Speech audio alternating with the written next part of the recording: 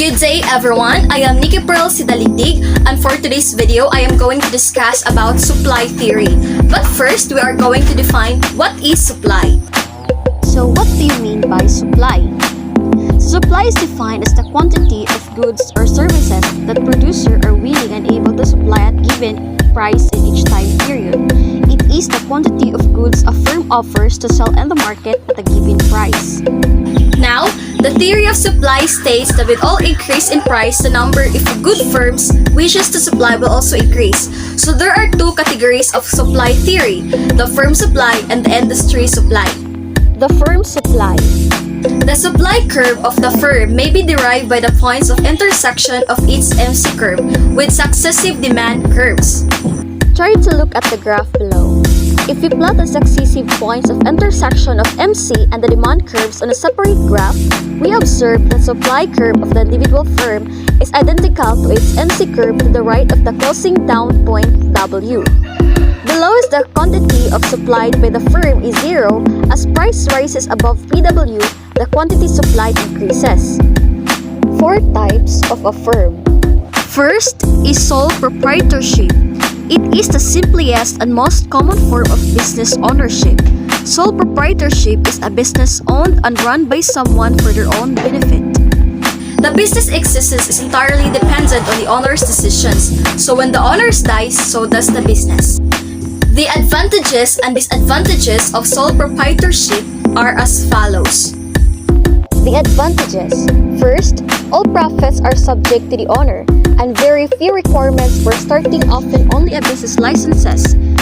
While the disadvantages, first, owner is 100% liable for business debts. Second, equity is limited to the owner's personal resources. Third, ownership of proprietorship is difficult to transfer and no distinction between personal and business income. Second, partnership. These come in 2 types, general and limited. In general partnerships, both owners invest their money, property, labor, etc. to the business and are both 100% liable for business debts. In other words, even if you invest a little into a general partnership, you are still potentially responsible for all its debt. General partnerships do not require a formal agreement. Partnerships can be verbal or even implied between the two business owners. Third, corporation. Corporations are for tax purposes, separate entities, and are considered a legal person. This means, among other things, that the profits generated by a corporation are taxed as the personal income of the company. Fourth, limited liability company or LLC. It is similar to a limited partnership. An LLC provides owners with limited liability while providing some of the income advantages of a partnership. The advantages. First, limits liability to the company owners for debts or losses. Second, the profits of the LLC are shared by the owners without double taxation. While the disadvantages. First, ownership is limited by certain state laws. Second, agreements must be comprehensive and complex. And beginning an LLC has high costs due to legal and filing fees. The supply function. A supply function is a tool used by economists to measure the relationship between price and quantity of goods supplied. It is also known as supply curve. The supply curve is a graphical representation of the law of supply. It shows the relationship between price and quantity supplied at a given point in time. What is the law of supply? The law of supply is the microeconomic law that states that all other factors being equal, as the price of a good or service increases, the quantity of goods or services that suppliers offer will increase and vice versa. The law of supply says that as price of an item goes up, suppliers will attempt to maximize their profits by increasing the number of items for sale. Try to look at the graph below. The chart below depicts the law of supply using a supply curve, which is upward sloping. A, B, and C are points on the supply curve. Each point on the curve reflects a direct correlation between quantity supplied and price. So at point A, the quantity supplied will be Q1 and the price will be P1 and so on. Producer surplus. Producer surplus is the total amount that a producer benefits from producing and selling a quantity of a good at the market price. The total revenue that a producer receives from selling their goods minus the marginal cost of production equals the producer surplus. A producer surplus is shown graphically below as the area above the producer supply curve that it receives at the price point, forming a triangular area on the graph. The producer sales revenue from selling quantity units of the good is represented as the area of the rectangle formed by the axis and the red lines, and is equal to the product of quantity times the price of each unit. Now we are going to discuss the second category of supply theory, the industry supply. The industry supply curve is the horizontal summation of the supply curve of the individual firms. It is assumed that the factor prices and the technology are given and that the number of firms is very large. Under these conditions, the total quantity supplied in the market at each price is the sum of the quantity supplied by all firms at the price. The short-run equilibrium of the industry. In the short run, only existing firms can make adjustment in their output, while the number of firms remains the same.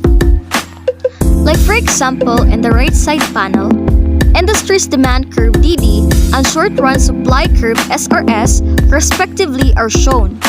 These curves intersect at point E and thereby determine the equilibrium price, output 1, and the equilibrium output of quantity 1 of the industry.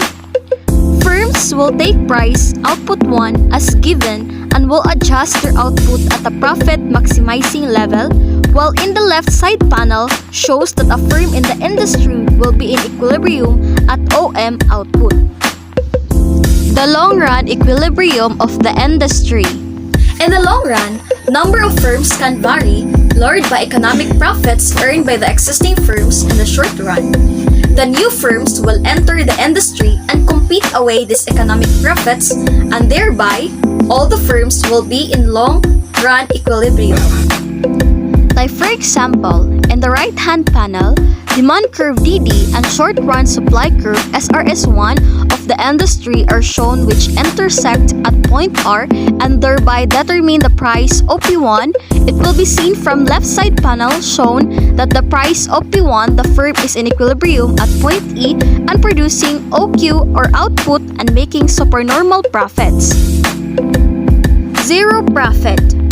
The zero profit condition is the condition that occurs when an industry or type of business has an extremely low cost of entry to or exit from the industry.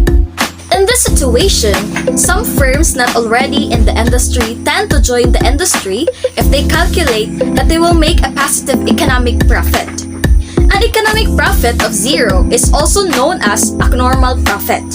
Despite earning an economic profit of zero, the firm may still be earning a positive accounting profit. Rental rate and price. According to the Ricardian theory, rent is a surplus above cost. It does not, therefore, enter into price. Price depends on the cost of production on the marginal land, which is no rent land. In other words, rent is not included in the cost which determine price. It is only when price has risen enough due to the forces of demand and supply that rent on any plot appears.